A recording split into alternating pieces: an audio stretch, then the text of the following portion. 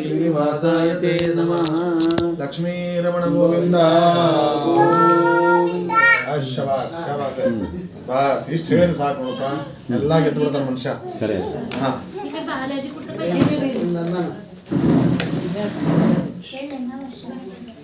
ಜ್ಯೋತಿಷ್ಯ ಶಾಸ್ತ್ರದ ಅನುಸಾರವಾಗಿ ಈ ಪೃಥ್ವಿ ಮೇಲೆ ಜನಿಸುವಂತಹ ಪ್ರತಿಯೊಬ್ಬ ಮನುಷ್ಯನ ಆಯಸ್ಸು 120 ವರ್ಷ. ಆದ್ರೆ ಅಕಾಲ ಮೃತ್ಯು ಆಗಿ ಹೋಗಿಬಿಡ್ತದೆ ಮನುಷ್ಯ ಅಂತ.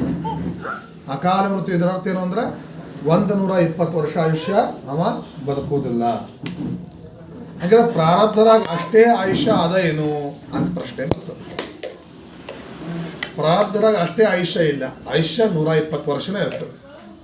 ಪರಂತು ವೇದ ವಿಹಿತವಾಗಿರುವಂತಹ ಕರ್ಮಗಳನ್ನು, ಶಾಸ್ತ್ರದಲ್ಲಿ ಹೇಳಿರುವ ಹಾಗೆ ಕರ್ಮಗಳನ್ನು ನಾವು ಮಾಡೋದಿಲ್ಲ. ಹಾಗಾಗಿ ನೋಡ್ರಿ, ಹೇಳ್ತಿರ್ತಾರೆ ಹೆಣ್ಮಕ್ಳಿಗೆ ಹೇಳ್ತಾರೆ ಏನು ಅಂತ ಕೇಳಿದ್ರೆ, ನಿಮ್ಮ ಯಜಮಾನರ ಹೆಸರನ್ನು ನೀವು ತಗೋಬಾರ್ದು, ಅವರ ಆಯುಷ್ಯ ಕಡಿಮೆ ಆಗ್ತದೆ ಅಂತ ಹೇಳಿ. ಹಿಂಗೆ ಆಯುಷ್ಯ ಕಡಿಮೆ ಆಗುವಂಥದ್ದು ಎಷ್ಟೋ ಕರ್ಮಗಳವ. ಅದು ಒಂದು ಉದಾಹರಣೆ ಹೇಳಿದೆ ನಾನು ನಿಮಗೆ. ಹಂಗೆ ಎಷ್ಟೋ ಕರ್ಮಗಳನ್ನು ನಾವು ಮಾಡ್ತಿರ್ತೇವೆ. ಅದರಿಂದ ಏನಾಗ್ತದೆ ಅಂದ್ರೆ ನಮ್ಮ ಆಯುಷ್ಯ ಕಡಿಮೆ ಆಗೋದು ಆಗ್ತದೆ. ಆಯುಷ್ಯ ವೃದ್ಧಿಗಾಗಿ ನಾವೇನಾದರೂ ಉಪಾಯ ಮಾಡ್ತೇವೇನು?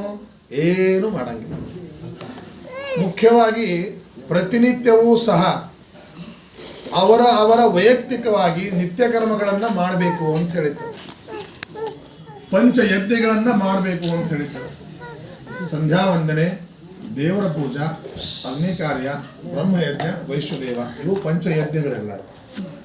ಇದು ಯಾರಿಗೂ ಸಂಬಂಧಪಟ್ಟಿದ್ದಲ್ಲ, ಇದು ವೈಯಕ್ತಿಕವಾಗಿ ಸಂಬಂಧಪಟ್ಟಿದ್ದು. ಇದು ಅವರೇ ಮಾಡಬೇಕು, ಅವರೇ ಭೋಗಿಸ್ಬೇಕು. ಇವು ನಿತ್ಯ ಕರ್ಮಗಳಿವು. ಇದು ಮಾಡೋದ್ರಿಂದ ಪುಣ್ಯ ಬರ್ತದ ಅಂತಿಲ್ಲ, ಪುಣ್ಯ ಬರಬೇಕು ಅಂತ ಇದು ಮಾಡಬೇಕು ಅಂತ ಅರ್ಥ ಅಲ್ಲ. ಇವೆಲ್ಲ ನಿತ್ಯ ಕರ್ಮಗಳು. ನಿತ್ಯ ಕರ್ಮ ಅಂತ ಬೇರೆ ಇರ್ತದೆ, ನೈಮಿತ್ತಿಕ ಕರ್ಮಗಳು ಅಂತ ಬೇರೆ ಇರ್ತಾವೆ, ಕಾಮ್ಯ ಕರ್ಮ ಅಂತ ಬೇರೆ ಇರ್ತದೆ, ಶಾಂತಿ ಕರ್ಮಗಳು ಅಂತ ಬೇರೆ ಇರ್ತದೆ.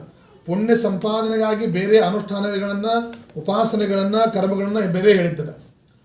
ದೋಷ ಪರಿಹಾರಕ್ಕಾಗಿ ಬೇರೆ ಕರ್ಮಗಳನ್ನು, ಅನುಷ್ಠಾನಾದಿಗಳನ್ನು, ಉಪಾಸನೆಗಳನ್ನು ಬೇರೆ ಹೇಳಿರ್ತದೆ. ಆಯುಷ್ಯ ವೃದ್ಧಿಗಾಗಿ ಬೇರೆ ಹೇಳಿರ್ತದೆ, ಆರೋಗ್ಯ ವೃದ್ಧಿಗಾಗಿ ಬೇರೆ ಹೇಳಿರ್ತದೆ. ಪಾಪ ಪುಣ್ಯ ಬೇರೆ ಬೇರೆ ವಿಷಯ, ಆಯುಷ್ಯ ಆರೋಗ್ಯ ಬೇರೆ ಬೇರೆ ವಿಷಯ, ನೈಮಿತ್ತಿಕ ಕರ್ಮ ಬೇರೆ ವಿಷಯ, ನಿತ್ಯ ಕರ್ಮ ಬೇರೆ ವಿಷಯ. ನಿತ್ಯ ಕರ್ಮ ಮಾಡಿದ್ರೆ ಎಲ್ಲ ದೋಷ ಪರಿಹಾರ ಆಗಿ ನಮ್ಮ ಎಲ್ಲ ಮನೋಕಾಮನೆಗಳು ಈಡೇರ್ತಾವ ಅಂದ್ರೆ ಇಲ್ಲ.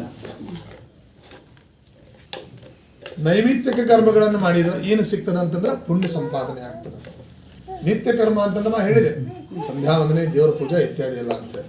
ನೈಮಿತ್ತಿಕ ಕರ್ಮಗಳು ಅಂತ ಯಾವಂತಂದ್ರೆ ಹಬ್ಬ ಹುಣ್ಣಿಮೆ ನಾವೇನು ಮಾಡ್ತೀವಿ, ಸಂಕ್ರಾಂತಿ, ಯುಗಾದಿ ಹಬ್ಬ, ದೀಪಾವಳಿ, ಇವೆಲ್ಲ ನೈವೇದ್ಯ. ಆಮೇಲೆ ಇದೇ ರೀತಿಯಾಗಿ ಗ್ರಹಣಗಳು ಬರ್ತಿರ್ತಾವ. ಆ ಸಮಯದಲ್ಲಿ ಮಾಡುವಂಥದ್ದು ಮಡಿ ಮಲ್ಗಿ, ಜಪ, ಅನುಷ್ಠಾನ, ಉಪಾಸನ, ದಾನ ಇತ್ಯಾದಿ ಇವೆಲ್ಲ ನೈಮಿತ್ತಿಕ ಕರ್ಮ. ಯಾಕೆ? ಗ್ರಹಣ ಅನ್ನೋದು ಒಂದು ನಿಮಿತ್ತ. ಆ ನಿಮಿತ್ತವಾಗಿ ಅದನ್ನು ನಾವು ಕರ್ಮಗಳನ್ನು ಮಾಡ್ತಿರ್ತೇವೆ. ಇದು ನೈಮಿತ್ತಿಕ ಕರ್ಮ. ಹಂಗೆ ನಿತ್ಯ ಕರ್ಮ ಬೇರೆ, ನೈಮಿತ್ತಿಕ ಕರ್ಮ ಬೇರೆ. ಒಂದು ಮಾಡಿದರೆ ಎಲ್ಲ ಬರ್ತದ ಅಂತ ಇರಂಗಿಲ್ಲ. ಒಂದು ದೋಷ ಪರಿಹಾರಕ್ಕಾಗಿ ನಾವೇನೋ ಒಂದು ಪೂಜೆ, ಅಭಿಷೇಕ, ಜಪ, ಹೋಮ ನಾವೇನಾದ್ರೂ ಮಾಡಿಸ್ತೇವೆ ಅಂತಂದ್ರೆ ಅದನ್ನು ಮಾಡಿಬಿಟ್ರೆ ದೋಷನೂ ಪರಿಹಾರ ಆಯ್ತು, ಪಾಪನೂ ಪರಿಹಾರ ಆಯ್ತು, ಪುಣ್ಯನೂ ಬಂತು, ಎಲ್ಲ ಒಳ್ಳೇದಾಯ್ತು, ನಮ್ಮೆಲ್ಲರಿಗೂ ಒಳ್ಳೇದಾಗ್ತದೆ. ಇರ್ತದ, ಪರ್ಸೆಂಟೇಜ್ ಕಡಿಮೆ ಇರ್ತದೆ. ಹಾಗಾಗಿ ಪುಣ್ಯ ಸಂಪಾದನೆಗೆ ಬೇರೆ. ಉದಾಹರಣಾರ್ಥವಾಗಿ ಹೇಳಬೇಕು ಅಂತಂದ್ರೆ, ನಮಗೇನಾದ್ರೂ ಗಾಯ ಆಗಿತ್ತು ಅಂದ್ರೆ ಸ್ವಚ್ಛ ಮಾಡ್ಲಿಕ್ಕೆ ಬೇರೆ ಔಷಧ ಇರ್ತದೆ, ಆಮೇಲೆ ಅದು ಆರಾಮಾಗ್ಲಿಕ್ಕೆ ಬೇರೆ ಔಷಧ ಇರ್ತದೆ. ಅವರವರಿಗೆ ಆಗಿರುವಂಥ ಗಾಯ ಅದನ್ನು ಅವರೇ ಔಷಧ ತೊಗೊಂಡು ಕಡಿಮೆ ಮಾಡ್ಕೋಬೇಕು. ಹಂಗೆ ನಾವು ಮನೆ ಒಳಗೆ ಒಂದು ಹೋಮ ಮಾಡಿದ್ವಿ ಅಂದ್ರೆ ಎಲ್ಲರ ಹೆಸರು ತೊಗೊಂಡು ಮಾಡಿಬಿಟ್ಟೇವಿ, ಎಲ್ಲರಿಗೂ ಬಂದ್ಬಿಡ್ತದ, ಎಲ್ಲರ ಕೆಲಸ ಆಗಿಬಿಡ್ತದ, ಎಲ್ಲರ ವಿದ್ಯಾಭ್ಯಾಸ, ನೌಕರಿ ಎಲ್ಲ ಹೋಗ್ಬಿಡ್ತಂತಂದ್ರೆ ಪ್ರತಿಯೊಬ್ಬರದ ಅಕೌಂಟ್ ಬೇರೆ ಇರ್ತದೆ. ದೇವರ ಹತ್ರ, ಭಗವಂತನ ಹತ್ರ ಪ್ರತಿಯೊಬ್ಬರದು ಅಕೌಂಟ್ ಬೇರೆ ಇದೆ. ಅವ್ರವ್ರ ಕರ್ಮ, ಅವ್ರವ್ರ ಜಪ, ಅವ್ರವ್ರ ಪಾಪ, ಪುಣ್ಯ, ದೋಷ ಇತ್ಯಾದೆಲ್ಲ ಅವ್ರವ್ರ ಪ್ರತ್ಯೇಕ ಇರ್ತದೆ. ಅದಕ್ಕೆ ನಮ್ಮ ಹಿರಿಯರು ಋಷಿಗುರಿಗಳು ಏನು ಮಾಡ್ಯಾರ ಅಂತಂದ್ರೆ, ಎಲ್ಲಿ ಧರ್ಮ ಕಾರ್ಯ ನಡೀತದ ಅಲ್ಲಿ ನೀವಾಗಿ ಸಹಭಾಗವನ್ನು ಕೊಡಬೇಕು, ತನು ಮನ ಧನದಿಂದ ಸೇವೆಯನ್ನು ಸಲ್ಲಿಸಬೇಕು. ಪ್ರತ್ಯೇಕವಾಗಿ ನೀವು ಮಾಡದಿದ್ರೂ ಸುದ್ದ, ನಡೆಯುವಂಥ ಹೋಗಿ ನೀವು ಮಾಡಿದ್ರು ಸುದ್ದ, ಅದರಿಂದ ನಿಮಗೆ ಎಷ್ಟೋ ನಿಮಗೇನಪ್ಪ ಅಂತಂದ್ರೆ ದೋಷಗಳ ಪರಿಹಾರ ಆಗಿ ಪುಣ್ಯವು ಸಂಪಾದನೆ ಆಗ್ತಾರೆ ಅಂತೇಳಿ ಶಾಸ್ತ್ರ ಹೇಳ್ತಾರೆ. ಅದಕ್ಕೆ ಈ ಸಮಯದೊಳಗೆ ಏನಿರ್ತದೆ ಅಂತಂದ್ರೆ ಈ ರೀತಿಯಾಗಿರುವಂಥ ಕರ್ಮಗಳನ್ನು ನಾವು ಎಲ್ಲ ಬಿಟ್ಕೋತ ಬಂದಿರೋದ್ರಿಂದ ನಮಗೆ ಟೈಮ್ ಇಲ್ಲ ಸಂಧ್ಯಾವಂದನೆ ಮಾಡೋಂಗಿಲ್ಲ, ನಮಗೆ ಟೈಮ್ ಇಲ್ಲ ಪೂಜೆ ಮಾಡೋಂಗಿಲ್ಲ, ನಮಗೆ ಅದನ್ನು ಕಲಿಸಿಲ್ಲ, ನಮಗೆ ಇದು ಬರೋಂಗಿಲ್ಲ. ಮೊಬೈಲ್ ಆಪ್ರೇಟ್ ಮಾಡ್ಲಿಕ್ಕೆ ಯಾರೂ ಕಲಿಸಂಗಿಲ್ಲ. ಮೊಬೈಲ್ ಕೋಚಿಂಗ್ ಕ್ಲಾಸಸ್ ಅಂತ ಹೇಳಿದ್ರೆ ಅದೇನು ಎಲ್ಲೂ ಇಲ್ಲ, ಎಲ್ಲರಿಗೂ ಬರ್ತದಿಲ್ಲ. ವಿಷ್ಣು ದರ್ಶನ ನಮಗೆ ಯಾರು ಕಲಿಸಿಲ್ಲ, ಅದಕ್ಕೆ ನಾವು ಅನ್ನಂಗಿಲ್ಲ. ಮೊಬೈಲ್ ಆಪ್ರೇಟ್ ಮಾಡಿ ನಮಗೆ ಯಾರು ಕಲಿಸಿಲ್ಲ ಅಂತ ನಾವು ಕಲಿಯೋದು ಬಿಟ್ಟೇವೇನು? ಕಲಿತೇವೆ, ಆಪ್ರೇಟ್ ಮಾಡ್ತೇವೆ. ಒಂದು ಬಿಟ್ಟು 10 ಮೊಬೈಲ್ ತಗೋತೀವಿ, ಅದ್ರಾಗ ಹೊಸ ಹೊಸ ಫೀಚರ್ಸ್ ನಾವು ತಿಳ್ಕೋತೀವಿ. 10 ಮಂದಿ ಕರೆದು ಕೈಕಾಲು ಹಿಡಿದು ಅವ್ರಿಗೆ ಹೇಳ್ತೀವಿ, ನನ್ನ ಹತ್ರ ಇಂಥ ಮೊಬೈಲ್ ಇದೆ, ಇಷ್ಟು 1000 ರೂಪಾಯಿ ಇದ್ದದ, ಇದ್ರ ಹಿಂಗದ ಅಂತ ಹೇಳಿ. ಅಂದ್ರೆ ನಾವು ಎಲ್ಲಿ ತಪ್ಪುತ್ತೇವೆ ಅನ್ನೋದನ್ನ ಹೇಳ್ಬೇಕಾಗಿದೆ ನಮಗೆ. ಈ ರೀತಿಯಾಗಿರುವಂತಹ ಕರ್ಮಗಳನ್ನ ನಾವು ಮಾಡಲಾರದೆ ಇದ್ದದಕ್ಕೆ ಏನಾಗಿದೆ ಅಂತ ಹೇಳಿದ್ರೆ ನಮ್ಮ ಆಯುಷ್ಯ ಕಡಿಮೆ ಹಾಕೋದು ಬಂದದ. ಅದರ ಕಾರಣದಿಂದ ಏನಾಗಿದೆ ಅಂತಂದ್ರೆ ಅಕಾಲ ಮೃತ್ಯು. 40, 50, 60, 70, 80 ವಯಸ್ಸಿಗೆ ಹೋಗಿಬಿಡ್ತಾನೆ ಮನುಷ್ಯ. ಭಗವಂತ ಕೊಟ್ಟಿರುವಂಥ ಆಯುಷ್ಯ 120 ವರ್ಷ ಬದುಕುವುದಿಲ್ಲ. ಈ ಕಾರಣಗಳಿಂದ ಬದುಕುವುದಿಲ್ಲ. ಅದಕ್ಕೆ ವೇದದೊಳಗೆ ವೇದವಿಹಿತವಾಗಿರುವಂಥ ಕರ್ಮಗಳನ್ನು ಏನು ಮಾಡಿದ್ರೆ ನಮ್ಮ ಆಯುಷ್ಯ ವೃದ್ಧಿ ಆಗ್ತದೆ ಮತ್ತು ಆರೋಗ್ಯ ವೃದ್ಧಿ ಆಗ್ತದೆ. ಯಾಕಂತಂದ್ರೆ ಆಯುಷ್ಯ ಅದ, ಅದರ ಉತ್ತಮ ಆರೋಗ್ಯ ಭಾಗ್ಯ ಇಲ್ಲ ಅಂದ್ರೆ ಏನು ಪ್ರಯೋಜನ? ಏನು ಪ್ರಯೋಜನ? ಉತ್ತಮ ಆರೋಗ್ಯ ಭಾಗ್ಯದ ಅದರ ಆಯುಷ್ಯ ಇಲ್ಲ, ಏನು ಪ್ರಯೋಜನ? ಏನು ಪ್ರಯೋಜನ ಇಲ್ಲ. ಅದಕ್ಕೆ ಶಾಸ್ತ್ರದೊಳಗೆ ಮನುಷ್ಯನ 50ನೇ ವರ್ಷದಿಂದ ಪ್ರತಿ 5 ವರ್ಷಕ್ಕೊಂದ್ಸರಿ ಬೇರೆ ಬೇರೆ ಆಗಿರುವಂಥ ಈ ರೀತಿಯಾಗಿರುವಂಥ ಇದು 60ನೇ ವರ್ಷದ ಶಾಂತಿ ಉಗ್ರರಥ, ಭೀಮರಥ, ಮೃತ್ಯುಂಜಯ ಮಹಾರಥ, ಐಂದ್ರಿ ಶಾಂತಿ, ಸಹಸ್ರಚಂದ್ರ ದರ್ಶನ ಶಾಂತಿ, ಈ ರೀತಿಯಾಗಿರುವಂಥದ್ದು ಪ್ರತಿ ಅಂದರೆ 50ನೇ ವಯಸ್ಸಿನಿಂದ ಹಿಡ್ಕೊಂಡು ಪ್ರತಿ 5 ವರ್ಷಕ್ಕೊಂದ್ಸರಿ ಈ ರೀತಿಯಾಗಿರುವಂಥ ದಾನಾದಿಗಳನ್ನು, ಪೂಜಾ ಕರ್ಮಗಳನ್ನು, ಹೋಮಗಳನ್ನು, ಜಪಗಳನ್ನು, ಶಾಂತಿ ಕಾರ್ಯಗಳನ್ನು ಹೇಳಿದ್ದಾರೆ. ಇದನ್ನು ಮಾಡ್ಕೊಳ್ಳೋದ್ರಿಂದ ಏನಾಗ್ತದೆ ಅಂತಂದ್ರೆ ನಮ್ಮಲ್ಲಿರುವಂಥ ಏನೊಂದು ದೋಷ ಇರ್ತದೆ ಇಷ್ಟು ಅಂದ್ರೆ, ಯಾಕಂದ್ರೆ ಹುಟ್ಟಿದಾರ ಹಿಡ್ಕೊಂಡು ಇಲ್ಲಿವರೆಗೆ ತಿಳಿದಾರ್ದೆ ಸಾಕಷ್ಟು ನಮ್ಮಲ್ಲಿ ಏನಪ್ಪ ಅಂತಂದ್ರೆ ದುಷ್ಕರ್ಮಗಳು, ದುರ್ವಿಚಾರಗಳು ಇತ್ಯಾದಿ ಎಲ್ಲವೂ ಕೂಡ ಇಂದ್ರಿಯ ದ್ವಾರ ನಡೆದಿರ್ತದೆ. ಅವೆಲ್ಲ ನಮಗೇನಪ್ಪ ಅಂದ್ರೆ ದುಃಖಕ್ಕೆ ಕಾರಣ ಆಗ್ತದೆ, ಸುಖದ ನಾಶ ಆಗ್ತಿರ್ತದೆ. ಹಂಗಾರೆ ಅದನ್ನೆಲ್ಲ ಪ್ರಾಪ್ತ ಮಾಡ್ಕೋಬೇಕು ಅಂತಂದ್ರೆ ಏನು ಮಾಡಬೇಕು ಅಂದ್ರೆ ಈ ರೀತಿಯಾಗಿಂಥ ಕರ್ಮಗಳನ್ನು ಮಾಡಬೇಕು ಈ ಶಾಸ್ತ್ರದಲ್ಲಿ ಹೇಳ್ತೀವಿ. ಅದಕ್ಕೆ ಪ್ರತಿ 50 ವರ್ಷ ಶುರುವಾತು ಅಂದ್ರೆ ಅಲ್ಲಿಂದ ಶುರು ಶಾಂತಿ ಕಾರ್ಯಕ್ರಮ ಪ್ರತಿ 5 ವರ್ಷಕ್ಕೊಂದ್ಸರಿ. ಹಿಂಗೆ ಇದನ್ನು ಮಾಡೋದ್ರಿಂದ ಏನಾಗ್ತದೆ ಅಂತಂದ್ರೆ ಇಂದ್ರಿಯಗಳು ಸಬಲ ಆಗ್ತಾವೆ. ಮಾನಸಿಕವಾಗಿ ಮನುಷ್ಯ ಏನಾಗ್ತಾನೆ ಅಂದ್ರೆ ಉತ್ತಮ ದೇಹ ಆರೋಗ್ಯ ಇರ್ತದೆ, ಆದರೆ ಮಾನಸಿಕವಾಗಿ ಕುಗ್ಗಿ ಬಿಟ್ಟಿರ್ತಾನೆ, ಶಕ್ತಿ ಇರಂಗಿಲ್ಲ. ಮನೆ ಹೊರಗೆ ಒಂದು ಹೆಜ್ಜೆ ಇಡಬೇಕು ಅಂದ್ರೆ ಹೆದರ್ತಿರ್ತಾನೆ. ಆರೋಗ್ಯ ಮಾತ್ರ ಏನೋ ಸಮಸ್ಯೆ ಇರಂಗಿಲ್ಲ, ಎಲ್ಲ ಉತ್ತಮ ಇರ್ತದೆ. ಅದಕ್ಕೆ ಮಾನಸಿಕವಾಗಿ ಉತ್ತಮವಾಗಿರುವಂಥ ಒಂದು ಧೈರ್ಯ, ಸ್ಥೈರ್ಯ, ದೈಹಿಕವಾಗಿ ಉತ್ತಮ ಆರೋಗ್ಯ ಭಾಗ್ಯ.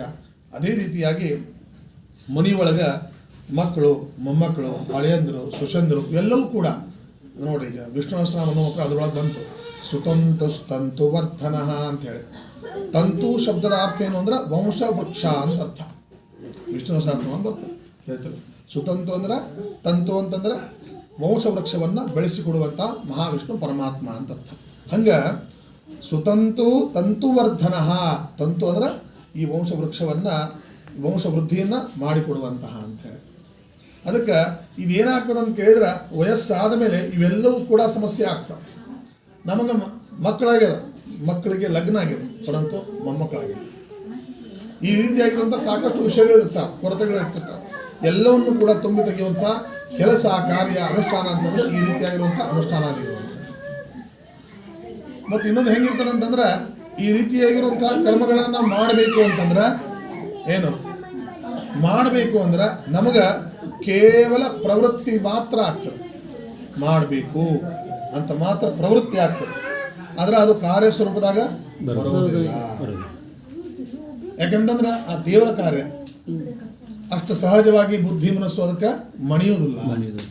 ಅದಕ್ಕೆ ನಿಶ್ಚಯಪೂರ್ವಕವಾಗಿ ನಮ್ಮ ಕಲ್ಯಾಣಕ್ಕಾಗಿ, ನಮ್ಮ ಒಳಿತಿಗಾಗಿ, ನಮ್ಮ ವಂಶ ವೃದ್ಧಿಗಾಗಿ, ನಮ್ಮ ಎಲ್ಲ ಪಾಪ ಪರಿಹಾರಕ್ಕಾಗಿ, ನಮ್ಮ ಎಲ್ಲ ಪುಣ್ಯ ಸಂಪಾದನೆಗಾಗಿ ನಾವು ದೃಢ ನಿಶ್ಚಯದಿಂದ, ಹಠದಿಂದ, ಛಲದಿಂದ, ಬಲದಿಂದ ಈ ರೀತಿಯಾಗಿರುವಂತಹ ಕರ್ಮಗಳನ್ನು ಮಾಡಬೇಕು. ಅದನ್ನು ಮಾಡೋದ್ರಿಂದ ಏನಾಗ್ತದೆ ಅಂತ ಕೇಳಿದ್ರೆ ನಾವು ಅನ್ಕೊಂಡಿರುವಂಥ ಎಲ್ಲ ಮನೋಕಾಮನೆಗಳು ಪೂರ್ತಿಯಾಗಿ ಯಾವಾಗಲೂ ಸಹ ನಾವು ಎಷ್ಟು ವರ್ಷ ಆಯುಷ್ಯ ಬದುಕ್ತೇವೋ ಅಷ್ಟು ನಾವೇನದಲ್ಲ ಆನಂದದಿಂದ, ಸಂತೋಷದಿಂದ ಬದುಕಲಿಕ್ಕೆ ಸಾಧ್ಯ. ಅದಕ್ಕೆ ಈ ರೀತಿಯಾಗಿರುವಂತಹ ಕಾರ್ಯಕ್ರಮವನ್ನು ನಾವು ಯಾವಾಗಲೂ ಸಹ ಮಾಡ್ತಾ ಇರಬೇಕು. ಎಲ್ಲಿ ನಡೀತಿರ್ತಾವ ಅಲ್ಲಿ ಹೋಗಿ ನಾವಾಗಿ ಸಹಭಾಗವನ್ನು ಕೊಡಬೇಕು.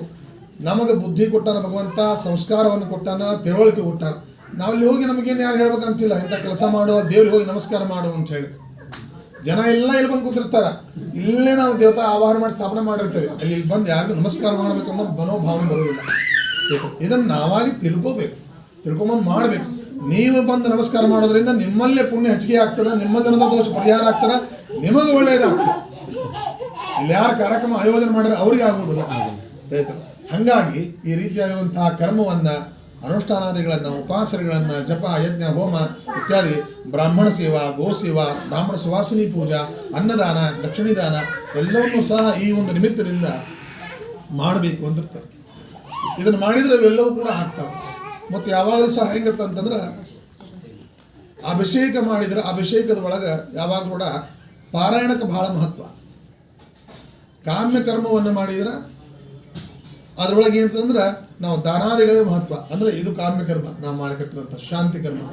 ಈ ಒಂದು ವಿಷಯದೊಳಗೆ, ಈ ಒಂದು ಅನುಷ್ಠಾನದೊಳಗೆ ನಾವು ಎಷ್ಟು ದಾನವನ್ನು ಮಾಡ್ತೀವಿ, ವಸ್ತ್ರ ಆಗ್ಬೋದು, ಪದಾರ್ಥ ಆಗ್ಬೋದು, ಧನ ಆಗ್ಬೋದು, ಅನ್ನ ಆಗಬಹುದು, ನಾವು ಏನು ಬೇಕಾದಿಲ್ಲ, ಎಷ್ಟು ದಾನ ಮಾಡ್ತೀವಿ. ಪೂಜಾ ಜಪ ಹೋಮಕ್ಕಿಂತಾನು ಎಷ್ಟು ದಾನವನ್ನು ಜಾಸ್ತಿ ಮಾಡ್ತೀವಿ ಅಷ್ಟು ನಮಗೆ ಇದರಿಂದ ಜಾಸ್ತಿ ಪುಣ್ಯ ಸಿಕ್ಕಿರುತ್ತೆ ನಮಗೆ ಹೇಳ್ತಾರೆ. ಹಂಗಿದ್ದಾಗ ಅದಕ್ಕೆ ಈ ರೀತಿಯಾದಂಥ ಕರ್ಮಗಳನ್ನು ಮಾಡ್ತಾ ಹೋಗಬೇಕು.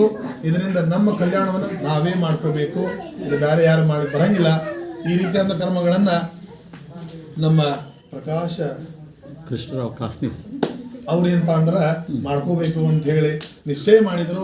ಅದಕ್ಕೆ ಭಗವಂತರ ಅನುಗ್ರಹ, ಯಾಕಂತಂದ್ರೆ ಗುರು ಹಿರಿಯರ ಆಶೀರ್ವಾದ, ಕುಲದೇವರ ಅನುಗ್ರಹ, ಭಗವಂತನ ಸಂಕಲ್ಪ ಇಲ್ಲ ಅಂದ್ರೆ ನಾವು ಮಾಡ್ತೀವಿ ಅಂದ್ರೆ ಮಾಡ್ಲಿಕ್ಕೆ ಆಗೋದಿಲ್ಲ. ಅಲ್ಲಿ ಮ್ಯಾಲೆ ಆದೇಶ ಆಗಬೇಕು, ಮ್ಯಾಲೆ ಸಂಕಲ್ಪ ಆಗಬೇಕು ಅಂದ್ರೆ ಮಾತ್ರ ಇವೆಲ್ಲ ಆಗ್ಲಿಕ್ಕೆ ಸಾಧ್ಯ. ಅದಕ್ಕೆ ಇವೆಲ್ಲ ಸುಯೋಗ ಕೂಡಿ ಬಂದದ. ಅದ್ರಾಗ ನನಗೂ ಸಹ ಸಹಭಾಗ ಸಿಕ್ಕದ. ನಮ್ಮ ಅಕ್ಕನ ಕಡೆ ಸ್ವಲ್ಪ ಬಯಸ್ಕೊಂಡು ಏನೋ ಒಂದು ಕಾರ್ಯಕ್ರಮ ಮಾಡಬೇಕು ಅಂತ ಅಪೇಕ್ಷೆನೇ ಇತ್ತು ನನಗೆ, ಹೇಳ್ತೇವೆ. ಅದಕ್ಕೆ ಎಲ್ಲ ಕಾರ್ಯಕ್ರಮ ಮಾಡ್ಯಾರ. ಈ ಕಾರ್ಯಕ್ರಮ ಮಾಡೋದ್ರಿಂದ ಇನ್ನೂ ಹೆಚ್ಚಿನ ಪ್ರಮಾಣದೊಳಗೆ ಇವರೆಲ್ಲ ಕುಟುಂಬ, ವಂಶ, ಪರಿವಾರ ಉತ್ತರೋತ್ತರ ಅಭಿವೃದ್ಧಿ ಆಗಲಿ, ಕುಲದೇವರ ಅನುಗ್ರಹ ಆಗಲಿ, ಬಂದಂಥ ಎಲ್ಲರ ಶುಭಾಶಯ ಶುಭೇಚ್ಛ ಇವರಿಗೆ ಸಿಗಲಿ ಅಂತ ಹೇಳಿ ಎರಡು ಮಾತುಗಳನ್ನು ಮುಗಿಸ್ತೇನೆ. ಲಕ್ಷ್ಮೀ ನಮಃ ಗೋವಿಂದ.